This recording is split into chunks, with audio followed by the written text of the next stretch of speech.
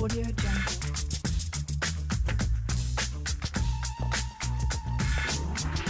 The life and death of Klara Hitler.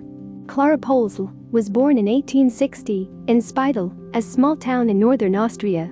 Little did she know that she would go down in history for being the mother of one of the best-known monsters in the world, Adolf Hitler. Klara was a modest, sweet, and kind woman who raised her children with much love and devotion despite a tragic and difficult life. Fortunately, she did not live long enough to witness the monster that her beloved son Adolf would later become. Chapter 1. Klara's early years in marriage. Klara's parents, Johann Baptist Pölzl and Johanna Hitler, were small farmers in the region and had 11 children, of whom only 3 survived. Klara was the eldest of the 3 surviving children. Klara was the maternal granddaughter of Johann Nepomuk Hitler, who had raised a nephew named Alois. Described as an attractive teenager with abundant, dark hair, Klara would have a tough childhood, and at the age of 16, she had to go to Braunau, where she became a maid in the home of her cousin, Alois Hitler. Alois, a 39-year-old customs officer, was then married to Anna Glassl, a woman 14 years older than him, and in very poor health, but with good financial standing and important public relations.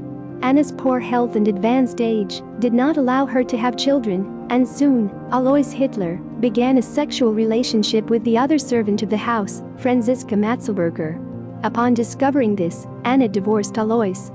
Franziska, now Alois's wife, saw Klara as a potential rival and insisted that she leave the house and forced her to do so in 1882, the year her first child, Alois Jr., was born. In the year 1883, Franziska gave birth to her second child, Angela. A year later, Franziska was struck by tuberculosis and died soon after. After Franziska died, Alois brought Klara back to his home to help care for the 2 young children, Alois Jr. and Angela. Soon, Alois Hitler began a sexual relationship with Klara, which culminated in a simple wedding on January 7, 1885. Chapter 2. The death of Klara's children and the birth of Adolf Hitler. Shortly after the wedding in May, Alois and Klara were blessed with their first son, Gustav. The following year, they had their second child, a daughter, named Ida. In 1887, Klara gave birth to her third child, a son, named Otto. However, he died a few days after birth, the cause being hydrocephalus, a disorder characterized by excess fluid in the brain. Unfortunately for Klara, her other children, Gustav and Ida, also died of diphtheria a few months after Otto's demise. Klara and Alois's fourth child, and the first one to survive infancy, was the one and only Adolf Hitler. He was born at 6:30 p.m. on April 20, 1889.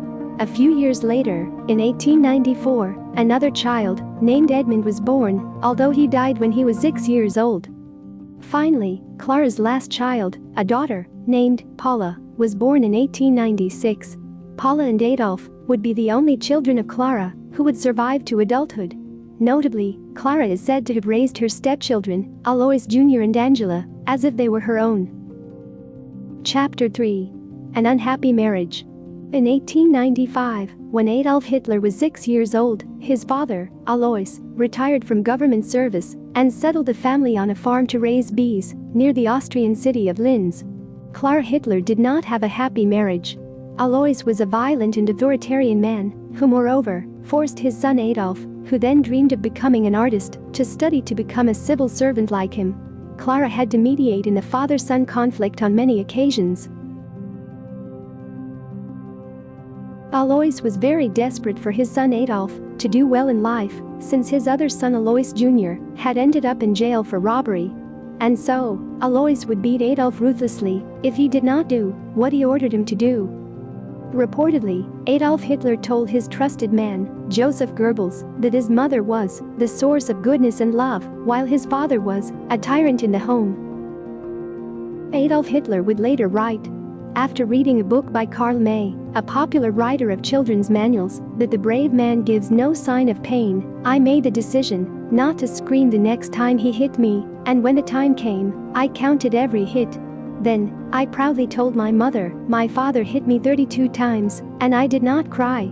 I never loved my father, but I was afraid of him. He was prone to outbursts and resorted to violence, so my poor mother was always afraid for me.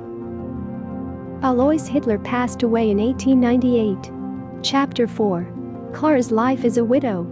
When Klara was widowed at age 42, she moved to a modest apartment in Erfurt, a suburb of Linz, where she tried to support herself and her children, Adolf and Paula, with her husband's savings and the pension she received. Although initially Klara tried to get Adolf to follow Alois's wishes, she was much more willing to give in to the whims of her only remaining male child. Faced with Adolf's poor grades, she had to transfer Adolf to a secondary school called Steyr Realschule. Finally, with the excuse of illness, Adolf convinced his mother that he could not continue studying further. Still, her widow's pension allowed Klara, aided by her sister Johanna, who moved in with her, to pay for Adolf's art studies in Vienna. Klara also bought Adolf a grand piano to encourage his dream of becoming a famous artist and musician. Chapter 5. Klara's illness and eventual death. In 1906, Klara fell seriously ill, undergoing surgery for breast cancer in January 1907, which was unsuccessful because the cancer had already spread to other parts of her body. Her treatment was taken over by the Jewish family doctor, Edward Bloch. Despite doing everything possible to save her life, Klara died on December 21, 1907. The death of his mother was possibly the only moment in which Adolf Hitler showed deep feelings for another human being. Many testimonies have told of the sincere love he felt for his mother, Klara. The future Führer referred to his youth, spent in his mother's care, as the happiest days, which seemed to me almost like a beautiful dream. This happy time came to an abrupt end when Klara was diagnosed with breast cancer in 1907. Hitler took with him a photograph of Klara wherever he went and had allegedly held it in his hands when he died in the Berlin bunker in 1945. It has been theorized that, since Klara's doctor, who was Jewish, had failed to save her life, it led to Adolf Hitler's fanatical hatred of the Jews and his insane attempts to annihilate them. Later events, however, curiously contradict this idea.